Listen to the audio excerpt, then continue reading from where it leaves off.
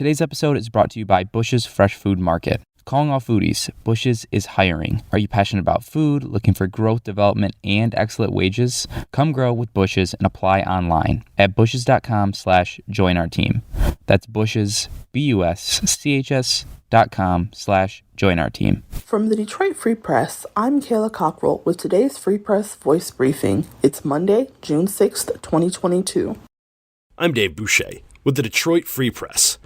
Horse-drawn carriages and big plans for the future mark the annual Mackinac Policy Conference, hosted last week at the Grand Hotel on Mackinac Island. The event is organized by the Detroit Regional Chamber as a way for business and political leaders to share ideas to improve the state. While there are traditionally few concrete policy takeaways, Governor Gretchen Whitmer and others tend to save a few large announcements for the event. On Thursday, executives from Ford joined Whitmer and GOP legislative leaders to unveil a new $3.7 billion investment from the automaker, an initiative that will create 3,200 new jobs in the state.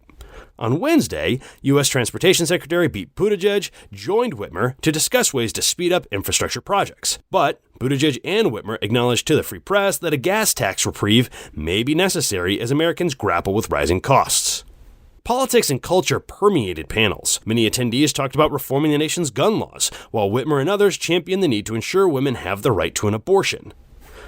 Most of the elected leaders at the event were Democrats, as some Republicans have increasingly avoided a conference pegged as too establishment. But Thursday evening, 4 of the remaining GOP contenders for governor squared off on the island in a primary debate. Tudor Dixon, Ralph Rebant, Kevin Rinke, and Garrett Soldano were largely cordial, agreed on policies related to guns and abortion, and all said they'd accept an endorsement from former President Donald Trump. Although Trump has yet to endorse, Dixon, a West Michigan businesswoman, said she's met with him several times.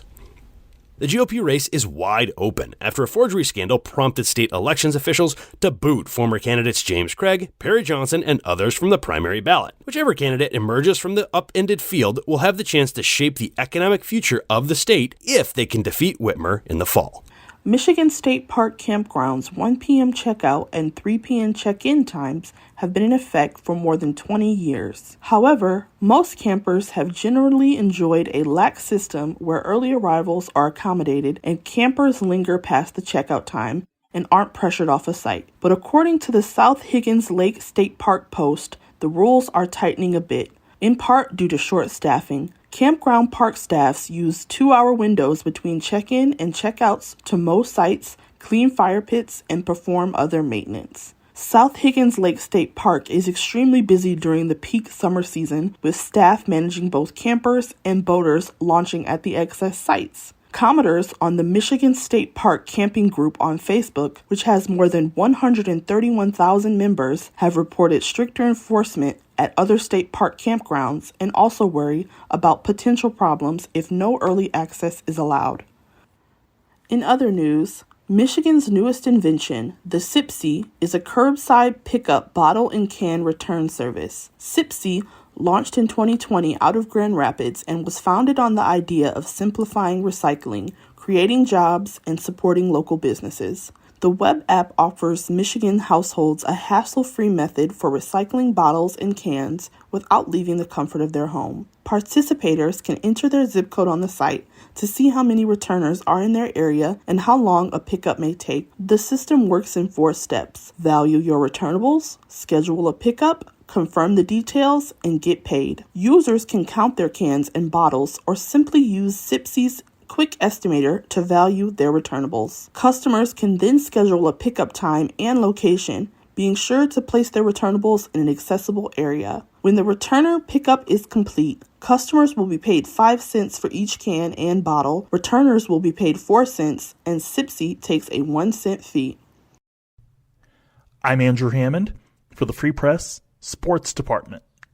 It was a Chevrolet day on the Belle Isle Racecourse one last time. 3 Chevys finished in the top 5 of Sunday's Detroit Grand Prix, with Will Powers' Chevy taking the checkered flag.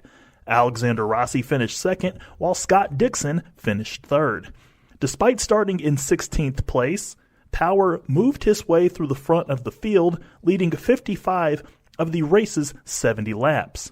Indy 500 winner Marcus Ericsson finished 8th in the race. It was the final time the race will be run on the famed Belle Isle course. Next year, the Detroit Grand Prix will return to its downtown Detroit roots. For more stories from the Detroit Free Press, check out freep.com.